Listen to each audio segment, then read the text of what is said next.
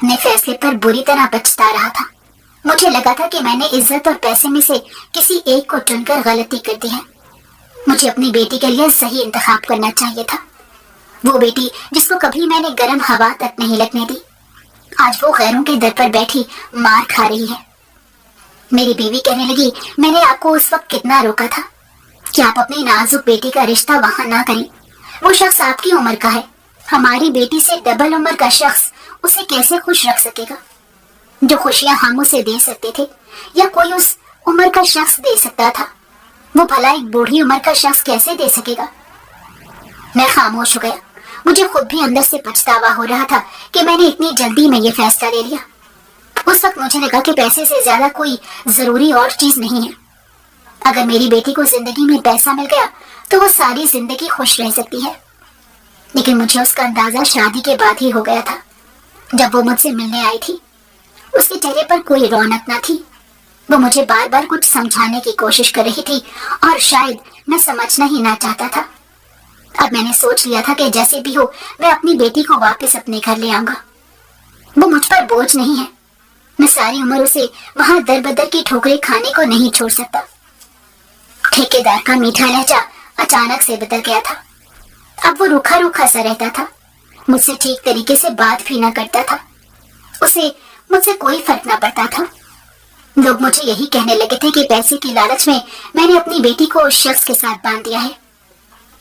मैं वो बातें नहीं सुन सकता था। मेरा काम पर जाने को दिल नहीं करता था। एक रोज मैंने फैसला किया कि मैं ठेकेदार की गैर मौजूदगी में जाकर अपनी बेटी को वापस ले आऊंगा। लेकिन मुझे क्या पता था कि मेरे जाने तक कितनी देर हो जाएगी।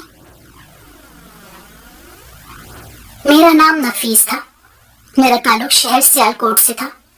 दरअसल मैं गरीब से गरीब घराने में पैदा हुआ। मेरे वालिदैन के पास रहने को मकान न था। घर की तो और भी बुरी हालत थी। मेरी वालदा मुझे झुग्गी में रहकर पाल रही थी। खुददारी को मारकर कई बार इशारों पर भीख भी मांगी थी। लोगों के घरों में काम करके मेरी वालदा पैसे कमाया करती थी। मेरी वालदा के वालिदैन भी इतने अमीर ना थे। ये सारे झुग्गियों में रहा करते थे। झुग्गी के अंदर शदीद परेशानी, दुख और गुस्से का माहौल था और बाहर गंदगी थी, लेकिन सुकून था। झुग्गी क्या थी, वो सीधा कपड़ों और इलेक्शन के दौरान लगने वाले बैनर्स का एक बेतरतीब अंबार था। इलेक्शन के दिन खत्म हुए अभी ज्यादा दिन नहीं हुए थे तो जीती और हारी कोई हुकूमती पार्टियों के वाफिर बैनर्स गलियों और सड़कों पर मिल जाते थे। क्योंकि सोसाइटी ज़ैरे तामीर थी, इसलिए लकड़ी की चोरी में भी किसी कदर सहूलत थी।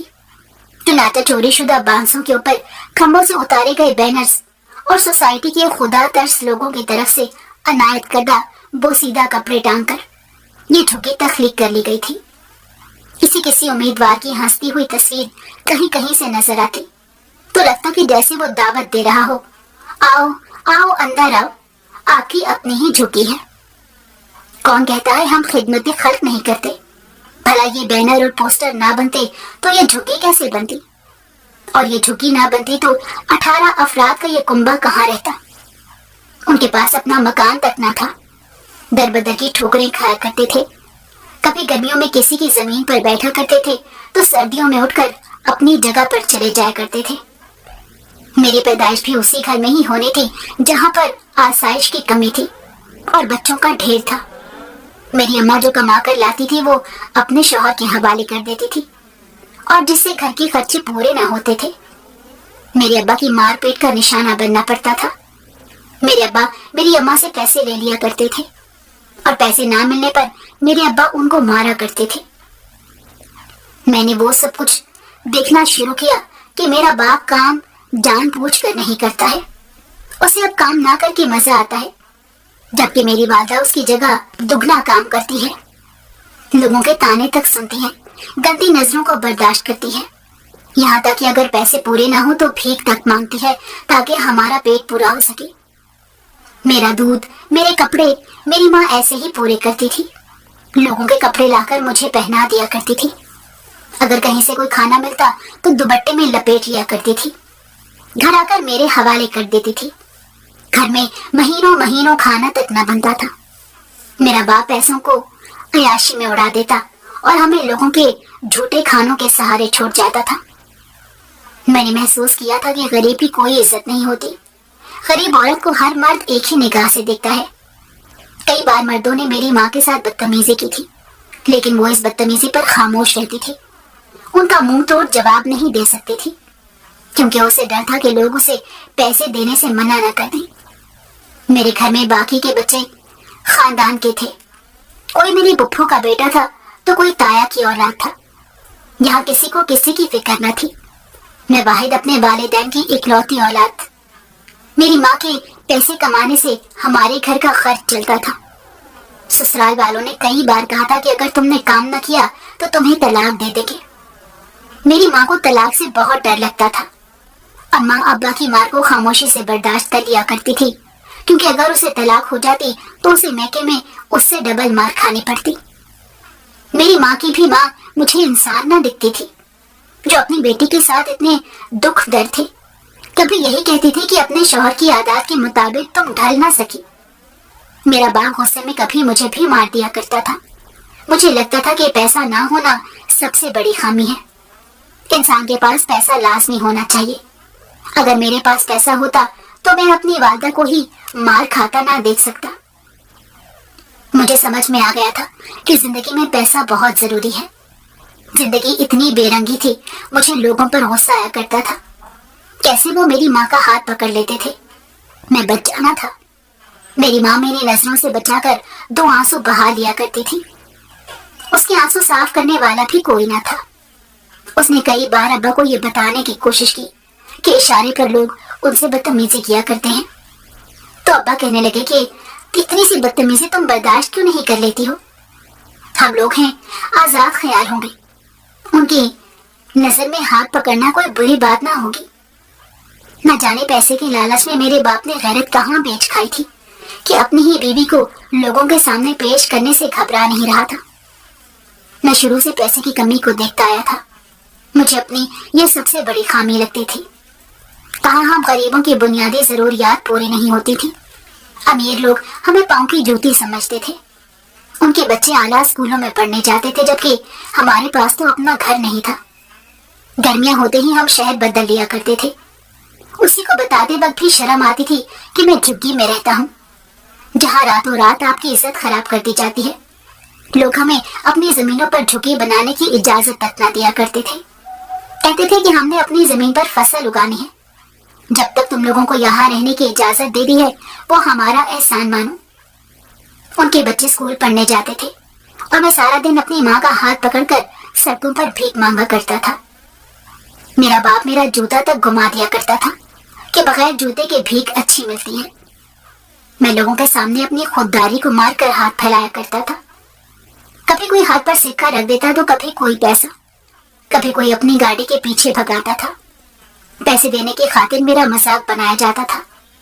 میں بہت صبر و تحمل سے سب برداشت کرتا تھا. مجھے غربت پر کوفت ہوتی تھی. میں ماں سے کہا کرتا تھا کہ یہ لوگ ایک برابر کیوں نہیں ہیں. اللہ نے ایسا نظام کیوں بنایا ہے کہ غریب دن بہ دن غریب سے غریب تر ہوتا جا رہا ہے اور امیر امیر سے امیر تر ہوتا جا رہا ہے.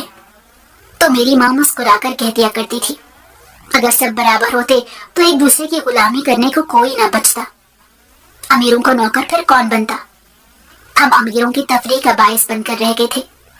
میرے چچا نے سیالکوٹ کے ایک ٹھیکیدار کے پاس کام کرنا شروع کر دیا تھا.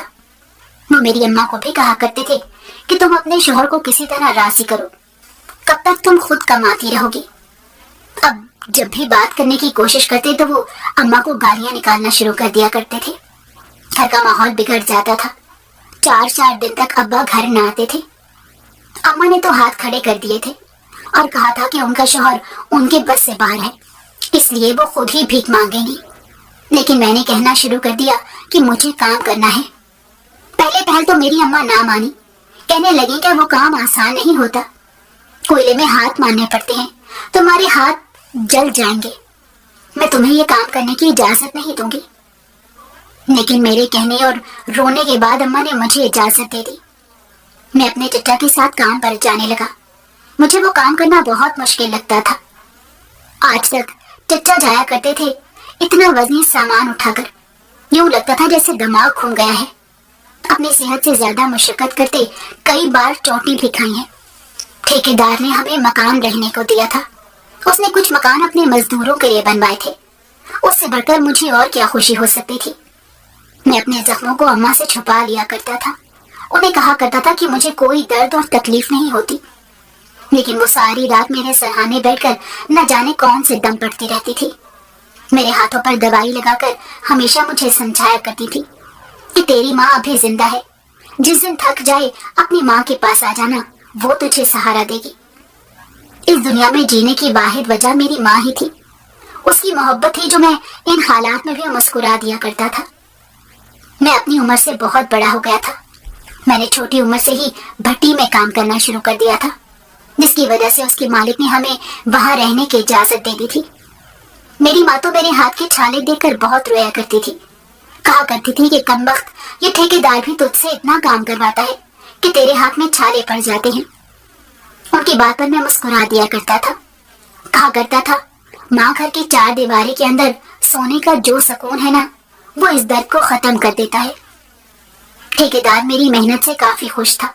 इस वजह से वो मुझे कभी कभार काफी रकम भी दे दिया करता था, जिससे मेरी ईदें अच्छी हो जाती थी। जब से मैंने काम करना शुरू किया था, अपनी माँ के काम को कम करवा दिया था। मैं नहीं चाहता था कि मेरे काम करते वो घर से बाहर निकलकर रोडों पर मांगे। मैंने अपनी माँ को कहा था, जब तक मैं जिंदा हूँ तुम्हें भीख मांगने की जरूरत नहीं है।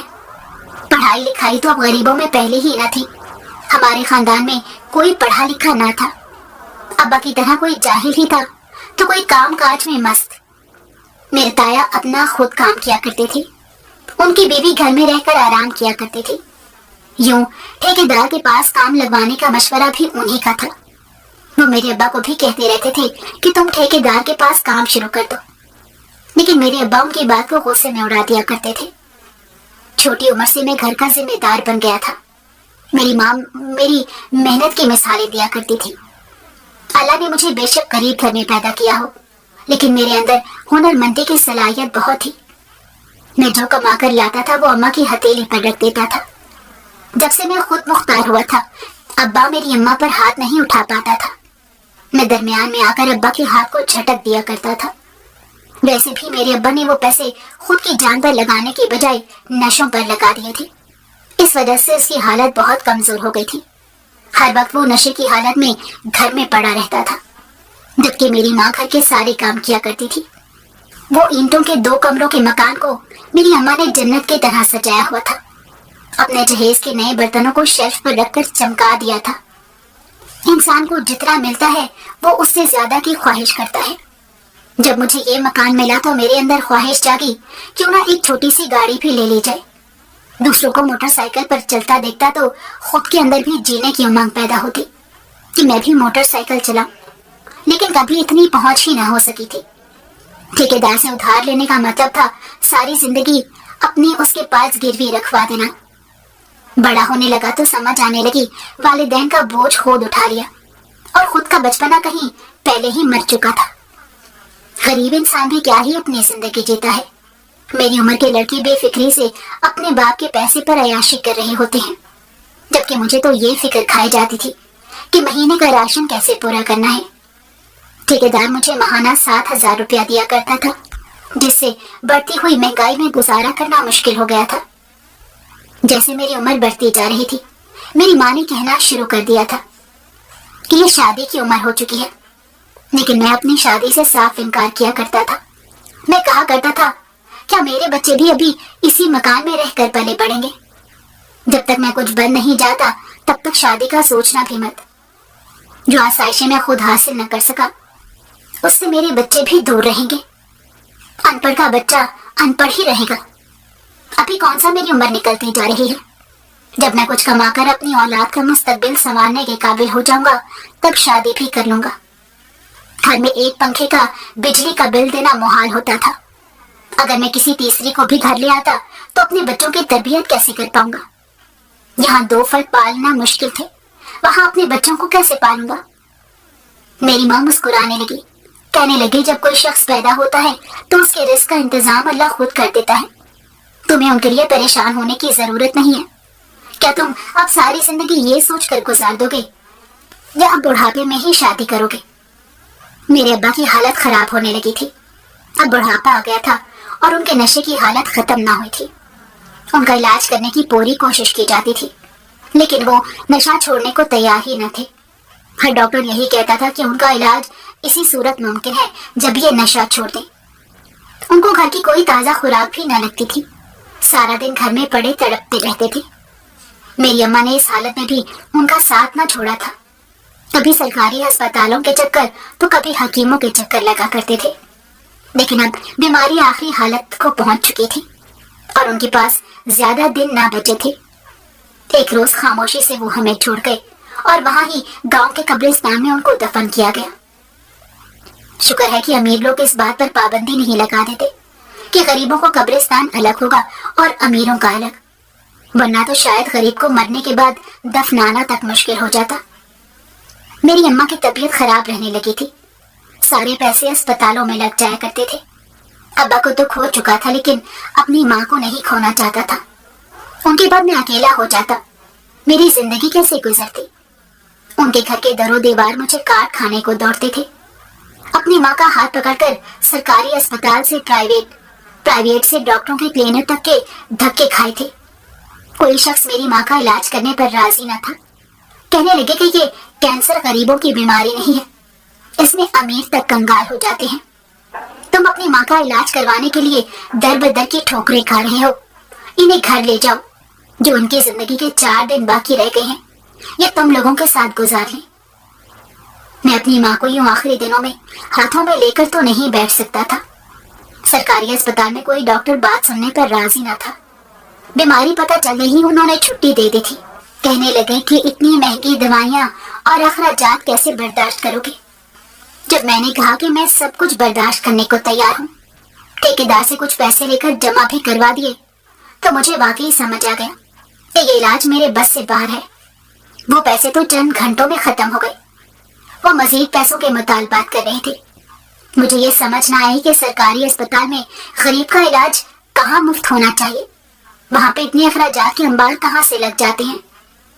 अम्मा जब होश में आती तो मुझे दलासे देने के लिए कहा करती थी कि अब तो मैं भली चंगी तंदुरुस्त हो गई हूँ, तुम कहीं शादी क्यों नहीं कर लेते हो।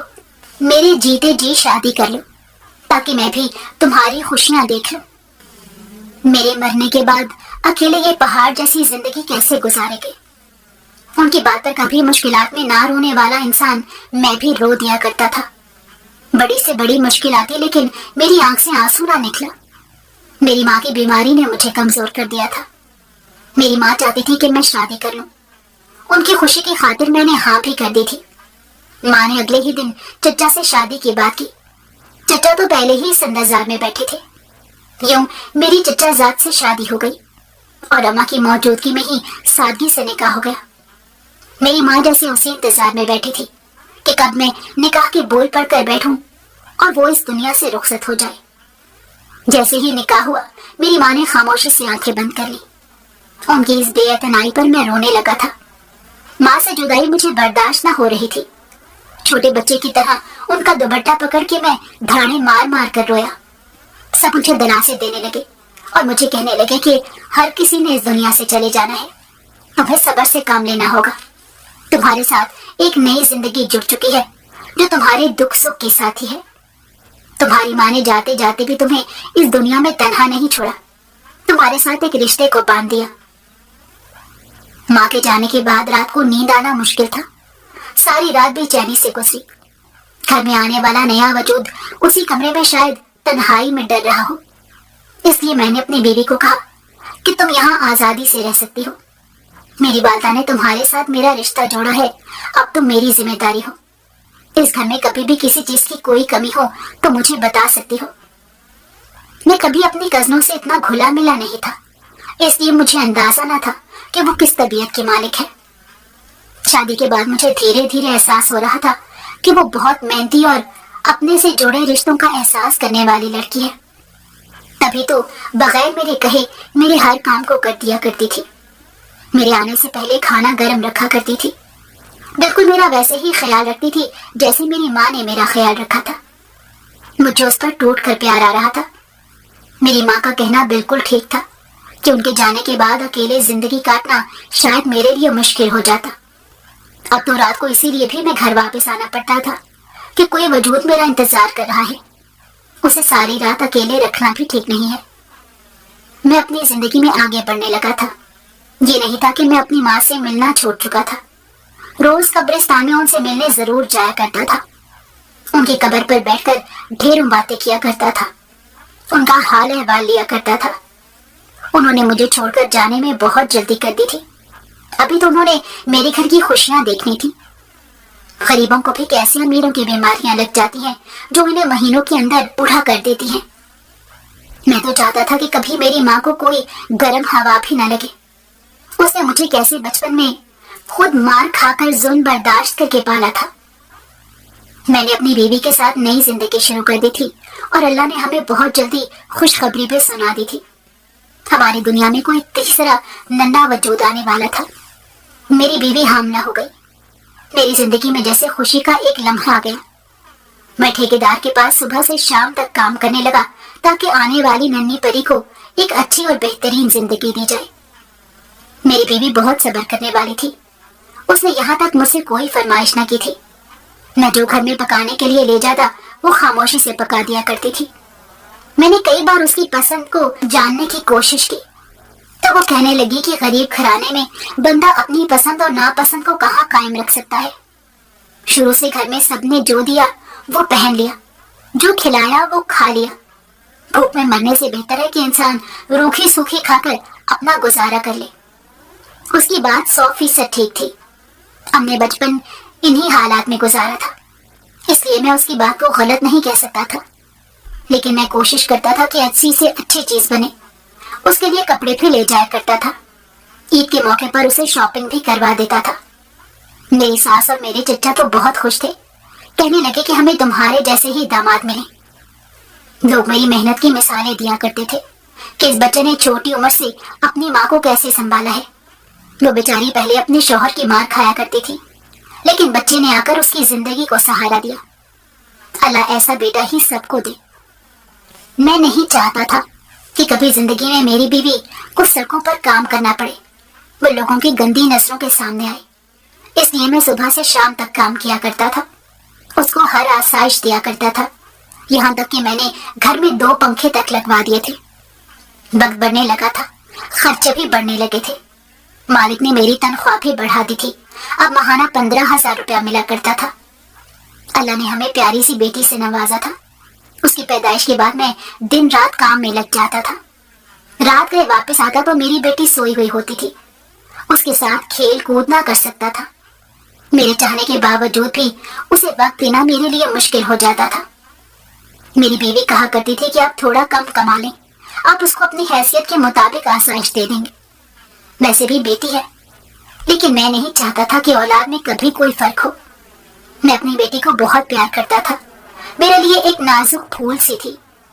ईद पर उसके नए कपड़े लेकर आना, उसे खिलौने लेकर देना, ये मेरे लिए खुशी का बायस होता था। खुद तो बचपन में कभी नए कपड़े ना पहने थे, हमेशा पुराने कपड़े ही पहनने को मिलते थे। कभी कोई नया खिलौना घर में ना आया था। मेरी अम्मा की इतनी हैसियत ना थी कि वो मुझे ये सब आसाइशें दे सकती। लेकिन मैं चाहता था कि जो बचपन में मेरी ख्वाहिशात हुआ करती थी वो मैं अपने बच्चों की पूरी करूं। मेरी बेटी बहुत प्यारी थी। हर वालिदैन की तरह मुझे भी अपनी औलाद प्यारी थी। मेरी बीवी उसकी तरबियत करने में कोई कसर ना छोड़ रही थी। वो मुझे अक्सर कहा करती थी कि आप इसे खराब कर रहे हैं। आगे को जाकर इसकी गरीब घराने में शादी हुई तो फिर ये कैसे जिंदगी गुजारेगी। मेरी कुल दुनिया तो मेरी बेटी ही थी। मैं अपनी बेटी से बहुत मोहब्बत करता था। मैंने उसे 5 साल के होते ही एक स्कूल में दाखिल करवा दिया।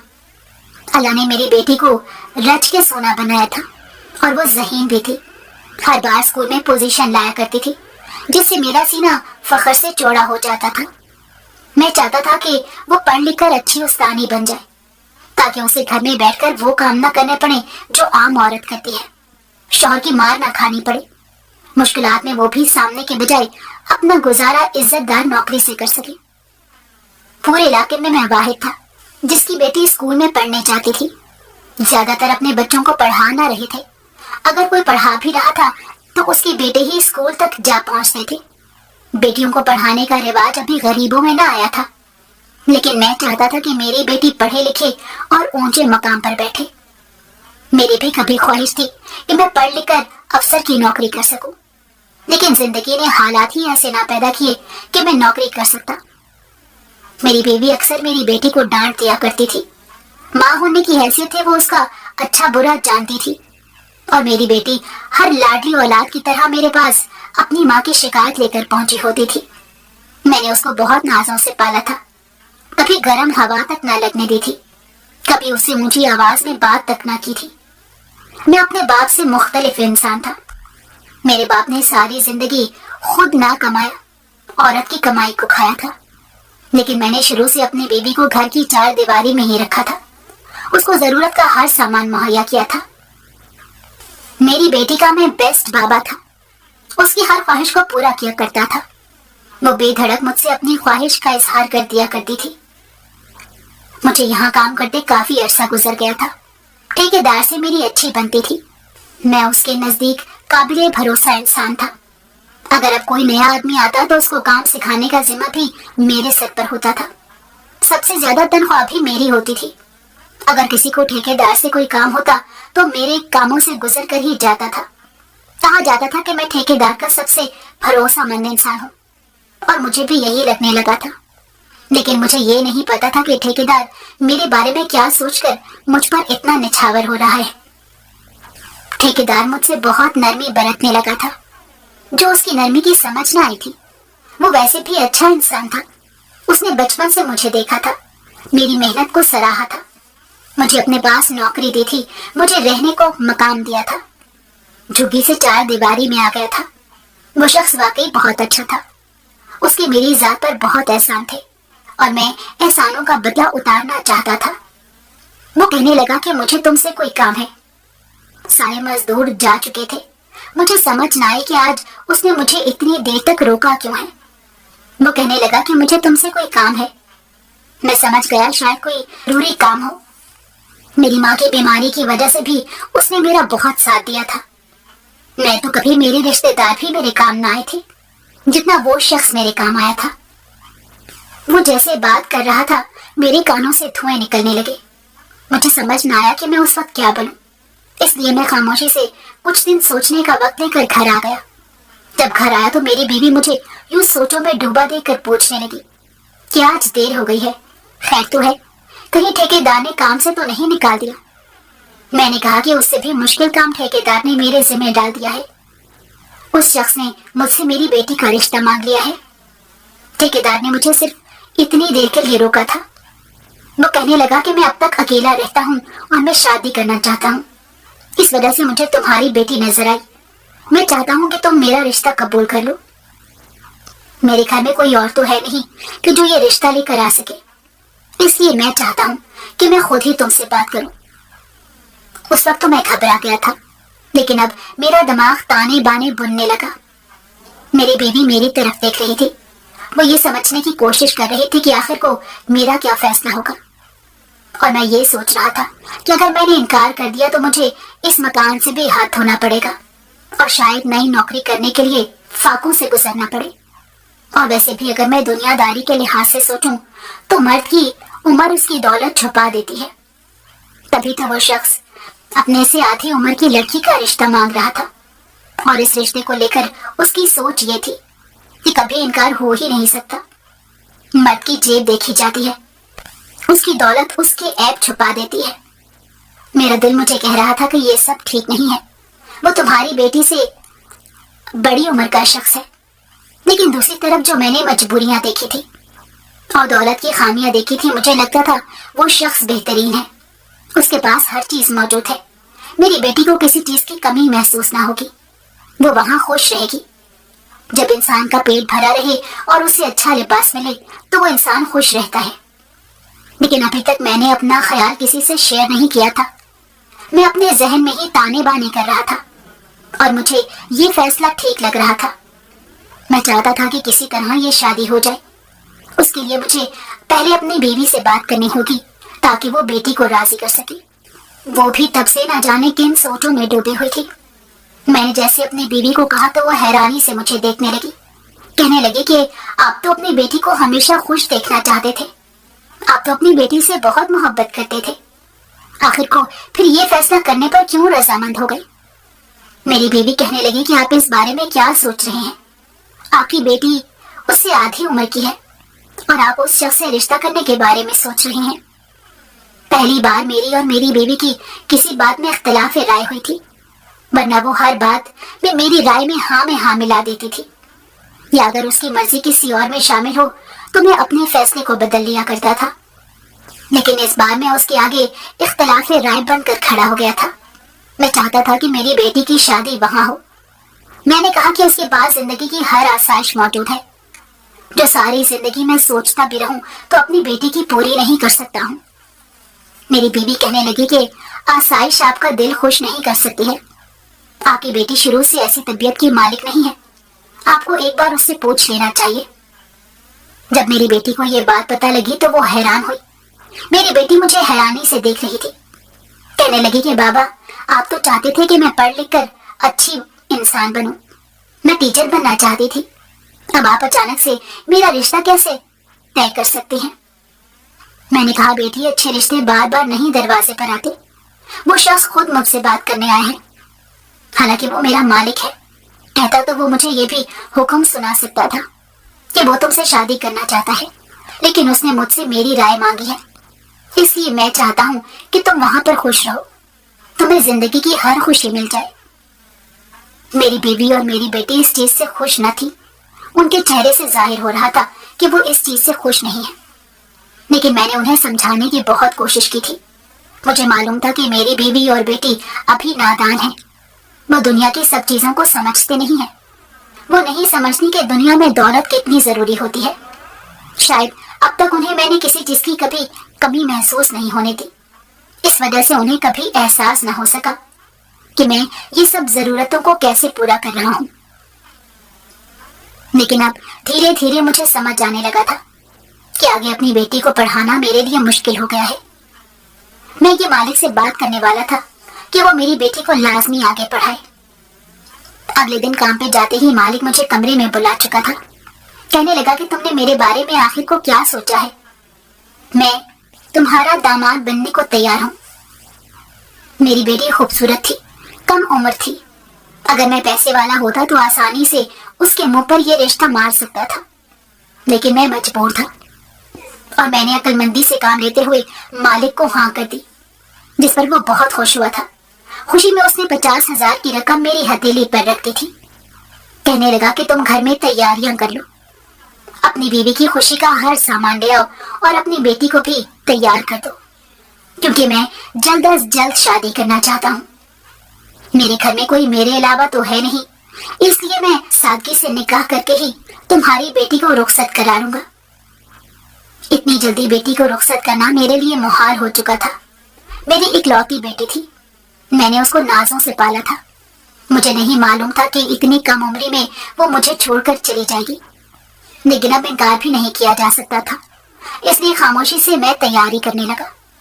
मैंने उसके दिए गए पैसों से अपनी बेटी के लिए हर जरूरी सामान को खरीद लिया। यहाँ तक कि ठेकेदार ने खुद भी महंगे और कीमती कपड़े दिए थे। मेरी बेटी खुश नहीं थी। वो आखिरी वक्त में भी कह रही थी, अब्बू, मैंने सिर्फ आपकी खुशी की खातिर हाँ की है, लेकिन मेरा दिल मुतमईन नहीं है। लेकिन मैं वो सब आसाइश देखकर बहुत खुश था जो मेरी बेटी को मिलने वाली थी, जिस पर उसका हक था। और मुझे यकीन था कि कुछ अरसे बाद मेरी बेटी और मेरी बीवी भी मेरे फैसले पर हामी भरेंगी और उन्हें भी इस बात का एहसास होगा कि मैंने बिल्कुल ठीक फैसला किया था। आखिर को शादी का दिन भी आ गया। ये दिन इतनी तेजी से गुजर रहे थे कि दिल उदास हो रहा था कि मेरी बेटी ये घर छोड़कर चली जाएगी। शादी का मामला बड़ी सादगी से तय पाया था। ठेकेदार ने किसी को बुलाने का नहीं कहा था। वो कहने लगा कि हम घर के अफराद ही काफी हैं। मस्जिद से मौलवी साहब और 2 गवाह ही मंगाए गए थे। लोग ये सुनकर हैरान हो रहे थे कि मैं अपनी बेटी की शादी उस बूढ़े ठेकेदार से कर रहा हूँ। कुछ तो कहने लगे कि ये जरूर इसने लालच में आकर उस शख्स से ये काम कराया होगा, और तभी तो ठेकेदार के पीछे पीछे घूमता था। लेकिन उन लोगों के मुंह में कहने की हिम्मत न थी, इसलिए मेरे पीठ पीछे बातें कर रहे थे। शादी करके बेटी को रुखसत कर दिया। सारी रात बेचैनी से नींद न आई। شاید بیریاں ہوتی ہی والدین کو اتنی پیاری ہیں کہ ان کی جدائی آپ کو ٹھیک سے سونے تک نہیں دیتی۔ اگلے روز جب بیٹی ملنے آئی تو اس کے چہرے پر نشان دے کر میں ہکا بکا رہ گیا تھا۔ اس کے چہرے پر خوشی کے آثار نہ تھے۔ میں اس سے پوچھنے لگا کہ آخر کو کیا معاملہ ہے، لیکن وہ مجھے بتانے کے بجائے کہنے لگی کہ میں خوش ہوں۔ مجھے معلوم تھا کہ میری بیٹی جھوٹ بول رہی ہے، شاید وہ مجھ سے ناراض ہو چکی ہے۔ میری بیوی مجھے کہنے لگی، میں آپ کو نہ کہتی تھی کہ بڑی عمر کے شخص سے شادی کرنے سے میری بیٹی خوش نہ رہ سکے گی، لیکن آپ نے میری ایک بات نہ مانی۔ یہ ساری رات بے چین رہا، لیکن صبح ہوتے ہی میں نے ارادہ کر لیا تھا کہ میں چھپ چھپا کر حقیقت جاننے کی پوری کوشش کروں گا۔ لیکن جیسے ہی حقیقت کھل کر میرے سامنے آئی تو میرے 14 طبق روشن ہو گئے۔ ٹھیکیدار ایک نفسیاتی انسان تھا۔ اس کے 4 پاگل بھائی تھے جو میری بیٹی کو بلا وجہ مار دیتے تھے، اور میری بیٹی کی حیثیت نوکرانی جیسی تھی۔ اس لیے اگلے دن ہی میں اپنی بیٹی کو اپنے گھر لے آیا اور طلاق دلوا دی۔ مجھے اپنے فیصلے پر بہت شرمندگی تھی۔ میں وہ شہر چھوڑ کر دوسرے شہر چلا گیا اور اپنی بیٹی کو پڑھانے لگا، اسے قابل بنایا۔ اسے ٹیچر بنانے میں میں نے اہم کردار ادا کیا، خود محنت مزدوری کی۔ اس واقعے کو بھول گیا۔ آج بھی میں شرمندہ ہو جاتا ہوں کہ میں نے اتنی جلد بازی میں غلط فیصلہ لے لیا تھا، لیکن اللہ نے مجھے میری غلطی سدھارنے کا موقع دیا تھا۔ میری بیٹی کی زندگی کو سنوار دیا تھا، اور اس کی اچھے لوگوں میں دوبارہ سے شادی ہو گئی تھی، جو اس کی حیثیت کو سمجھتے تھے اور جو اس کی قدر کرتے تھے۔